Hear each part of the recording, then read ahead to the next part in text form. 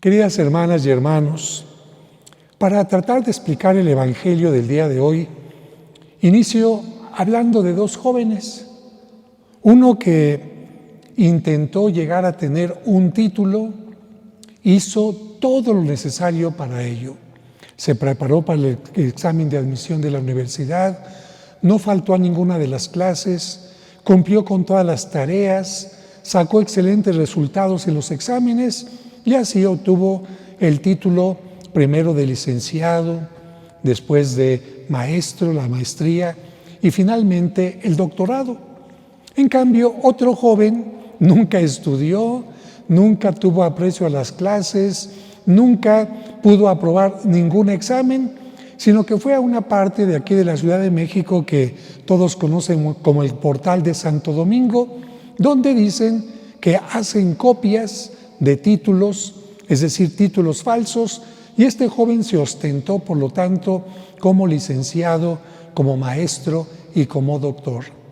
Evidentemente que este título no sirve de nada, aunque supuestamente lo tenga, no le sirve de nada porque no avala algo a profundidad. Y Cristo nos ha dicho, no permitan que se les den títulos que no avalan lo que contienen. Pero vamos poco a poco. A propósito del Evangelio que hemos escuchado hoy, algunas personas me preguntan, entonces, ¿no le puedo llamar padre a mi papá? ¿No se le puede llamar a Haydn el padre de la sinfonía?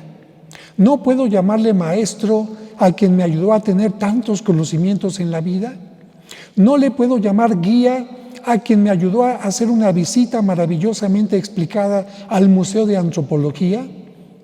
Y la respuesta es que tenemos que comprender el Evangelio en su totalidad y no solo interpretarlo a partir de determinadas frases o palabras. Jesús no prohíbe que utilicemos palabras como padre, maestro o guía. Más bien nos dice que nadie puede exigir que le llamemos así, porque si lo exigen no es porque se lo hayan ganado, sino porque tienen una actitud de soberbia. Que esas palabras no deben surgir desde la soberbia de alguien, sino del reconocimiento de quienes son beneficiados. Y es que los falsos líderes de su tiempo exigían que les llamaran así, sin haberse ganado esos títulos tan importantes que más que títulos son un reconocimiento. Cristo no nos prohíbe que reconozcamos la paternidad, la enseñanza o la guía de alguien, porque eso sería contrario a lo que Él nos enseñó, de ser agradecidos. De hecho, Él utiliza muchas veces la palabra padre para contar parábolas como la del hijo pródigo, la del padre y los dos hijos, etc. En resumen, Cristo utiliza las frases de hoy para criticar la actitud de los sacerdotes de su tiempo y a los sacerdotes y malos líderes de ese tiempo. Pero vayamos por partes para entender mejor. Qué importante es que en todo grupo haya alguien al frente que esté preocupado de su crecimiento, desarrollo y bienestar. El ejemplo más claro lo encontramos en la familia. Gracias al amor y cuidado de los padres, los hijos se pueden sentir seguros, crecer adecuadamente y corregir sus errores para mejorar cada día. Si los padres no hacen su trabajo, el resultado son niños de la calle, niños o jóvenes con baja estima, violentos e incluso con deseos de autodestrucción. Lo mismo sucede en todos los grupos sociales. Si hay un líder adecuado, un verdadero líder, los resultados son notorios. Hay crecimiento, mejoría y bienestar en todos los aspectos. De lo contrario, hay decrecimiento, estancamiento, corrupción y beneficios solo para unos cuantos, para ese falso líder y los que lo acompañan.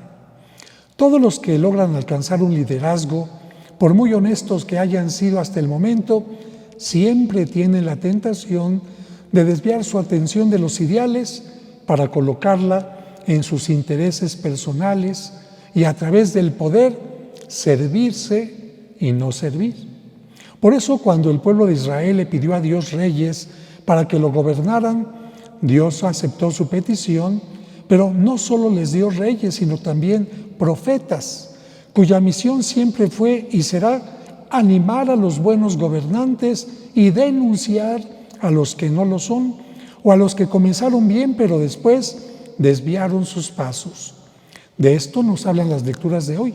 Y también de aquellos que tuvieron que realizar un servicio, pero habiéndolo hecho mal o sin realizarlo, exigen que se les reconozca como si lo hubieran hecho en forma maravillosa. Por poner un ejemplo, imaginen a un hombre que embaraza a una mujer y cuando ella le pide que se haga responsable, no solo rechaza su compromiso, sino que la abandona y desaparece. No pagó ninguna consulta anterior o posterior al parto, no estuvo presente en el alumbramiento, no ayudó para nada durante los 15 años de la hija, pero cuando la joven va a cumplir 15 años, se aparece y quiere que ella le diga papá. ¿Se le puede exigir que ella le llame papá? Un ejemplo más.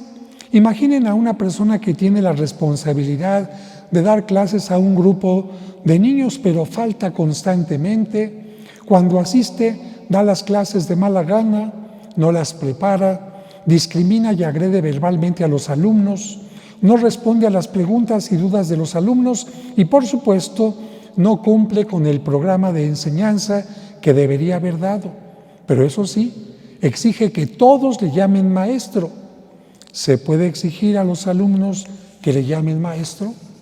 Y un ejemplo más, una persona promete a un grupo de personas un paseo por la selva, garantizándole seguridad y tranquilidad. Pero la persona no tiene la capacidad necesaria, conduce al grupo por lugares peligrosos en donde pone en riesgo su vida y lo peor de todo, se pierde.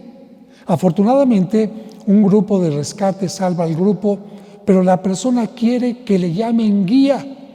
¿Se puede exigir al grupo que le llame guía? En ninguno de los ejemplos se puede exigir que se llame padre, maestro o guía a la persona. Esos títulos no se exigen así nada más. Esos títulos se ganan, salen primero del corazón y después de los labios de las personas. No salen de una exigencia de quienes quieren aparentar serlo. En el pueblo judío, la labor de los campesinos y la de los pastores era muy conocida por todos. Por esta razón, en la Sagrada Escritura sus imágenes fueron utilizadas por los profetas y por Cristo para dar alguna enseñanza profunda. Un ejemplo muy claro es el Salmo 23, que compara a Dios con un buen pastor, con el que la oveja se siente confiada y lo sigue sin temor, sabiendo que Él la protege, guía y alimenta. Por eso dice: el Señor es mi pastor, nada me faltará. Ese salmo, unido a un texto del Evangelio que presenta a Jesús como buen pastor, nos deja claro que la labor del pastor es alimentar, guiar y cuidar a las ovejas, teniendo especial cuidado de la enferma o débil, defendiendo al rebaño de los ataques de los ladrones o las bestias salvajes e incluso preocupándose de salir a buscar a la oveja traviesa, desobediente o rebelde que se ha extraviado. Por eso Jesús se presenta como el buen pastor que es capaz de dar la vida por sus ovejas, a diferencia de aquellos que ejercen el pastoreo solamente por recibir un salario y por no amar a las ovejas son capaces de abandonarlas cuando están en peligro. En un fragmento del libro del profeta Ezequiel, Dios llama la atención a los sacerdotes y dirigentes del pueblo de Israel porque en lugar de actuar como pastores que aman y cuidan a su pueblo, solo buscaron sus propios intereses. En un fragmento del libro del profeta Ezequiel, Dios llama la atención a los sacerdotes y dirigentes del pueblo de Israel porque en lugar de actuar como pastores que aman y cuidan a su pueblo, solo buscaron sus propios intereses. Para que comprendamos mejor el contexto de esta lectura, les comento que Ezequiel dirigió este mensaje a los líderes del pueblo cuando el pueblo fue llevado al exilio en Babilonia. ¿Por qué? Porque Dios permitió que fuera exiliado. ¿Por qué? Porque los judíos cayeron en la idolatría, se apartaron de los mandamientos y se hicieron injustos aprovechándose de los más débiles. ¿Y por qué cayeron en esta situación? Porque los líderes que deberían conducir al pueblo hacia el bien y corregirlo cuando se equivocaba, descuidaron su misión, poniendo atención solo en sus intereses personales. Ya con esta introducción podemos entender mejor el texto del profeta Ezequiel, que dice así: fíjense, ay de ustedes, pastores de Israel, que solo se preocupan de ustedes mismos. ¿Acaso el pastor no tiene que preocuparse del rebaño? Se alimentan de leche, se visten con lana, sacrifican los animales gordos, pero no se preocupan de sus ovejas. No han reanimado a la oveja agotada, no se han preocupado de la que estaba enferma, ni curado a la que estaba herida, ni han traído de vuelta a la que estaba extraviada, ni buscado a la que estaba perdida. Y a las que eran fuertes las han conducido en base al terror. Sin pastores, mis ovejas se han dispersado, siendo así presa fácil de las fieras salvajes. Mi rebaño se dispersó por las montañas y colinas. Aquí Ezequiel hace referencia al exilio y luego continúa llamando la atención a los líderes. Si mis ovejas quedaron expuestas a los ladrones, si se convirtieron en presa de las fieras salvajes, la culpa es de los pastores.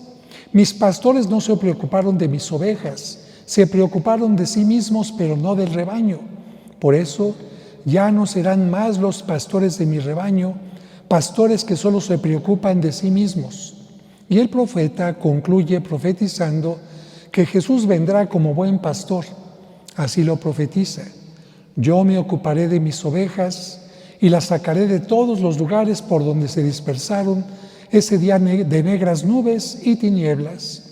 Buscaré a la que esté perdida, volveré a traer a la que esté extraviada, curaré a la que esté herida, reanimaré a la que esté enferma, velaré por la que esté sana, las cuidaré con justicia, pondré a la cabeza de ellas a un pastor único para que se preocupe de ellas. Como conclusión, tenemos que decir que todo líder debe seguir el ejemplo de Cristo para tratar de dar lo mejor de sí y ayudar a quienes confían en Él. Pero a Cristo aclara un punto importante: no porque un líder sea malo, las enseñanzas buenas que imparte se convierten en malas. Claro, lo mejor sería que su enseñanza esté acompañada de sus obras, pero la buena enseñanza siempre será buena enseñanza y se debe seguir. Por ejemplo, un padre que enseña cosas buenas a sus hijos, pero él no las cumple. No porque él no las cumpla, los hijos están eximidos de cumplirlas. Si un padre les pide a sus hijos que respeten a su mamá, aunque él no la respete, los hijos sí deben respetarla. Si un padre les dice a sus hijos que no se emborrachen, aunque él se emborrache, su enseñanza no deja de ser buena. Dicho de otra manera, las enseñanzas buenas no pierden valor, aunque el que las enseñe no las cumpla.